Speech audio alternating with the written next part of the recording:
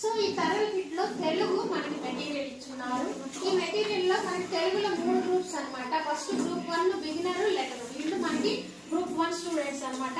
వీళ్ళకి letter identification అనేది చాలా తక్కువగా ఉంది. సో నేను దానికోసం ఏం చేయాలంటే మనకి ఇచ్చే ఇక్కడ ఇలా కట్ చేసి ఫ్లాష్ కార్డ్స్ ని యూజ్ చేసుకోవాల్సి వస్తుంది అనమాట. నెక్స్ట్ ఈ ఫ్లాష్ కార్డ్స్ ని యూజ్ చేసుకుంటూ విద్యార్థుల చేత ఈ వర్ణమాల చార్ట్ లో ఐడెంటిఫికేషన్ ఇవ్వాల్సి ఉంటుంది అనమాట.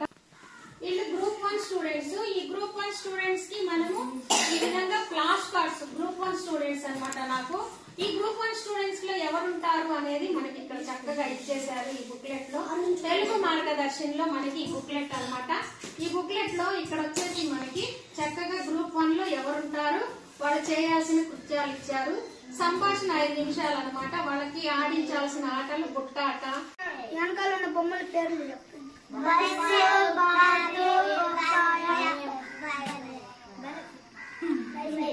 బర్రె, బాతు, బస్సు, బొప్పాయి. Very good. గాలి వీస్తుంది, గాలి వీస్తుంది. బా మీద గాలి వీస్తుంది. బా మీద గాలి వీస్తుంది.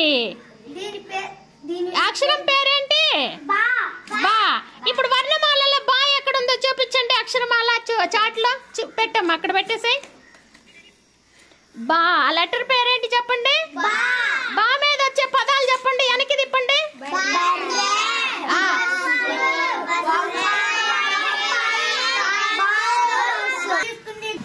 గాలి వీస్తుంది, గాలి వీస్తుంది.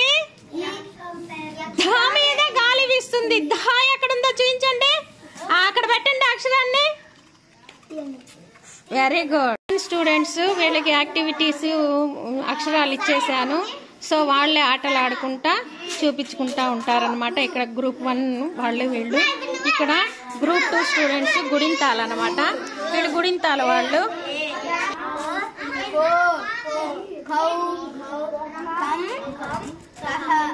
వెనక నుంచి కహ కాడి నుంచి మళ్ళా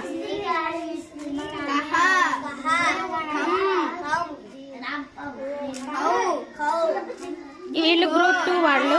వీళ్ళు చదువుతూ ఉంటారు, రాస్తారనమాట.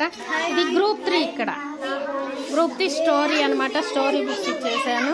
వాళ్ళకి తెలిసిన కథని సొంత మాటల్లో రాయటానికి ట్రై చేస్తారనమాట. రాశాక వీళ్ళని మనం కరెక్షన్ చేసుకుంటాం. ఈ విధంగా గ్రూప్స్ని డివైడ్ చేసుకొని చక్కగా వాళ్ళకి తరల్ మెటీరియల్ ఇచ్చేసి వాళ్ళ చేత యాక్టివిటీస్ చేయించుకుంటూ ఏ గ్రూప్ వాళ్ళకి ఏ యాక్టివిటీస్ అందించాలనేది టీచర్ ప్లాన్ చేసుకోవాలి.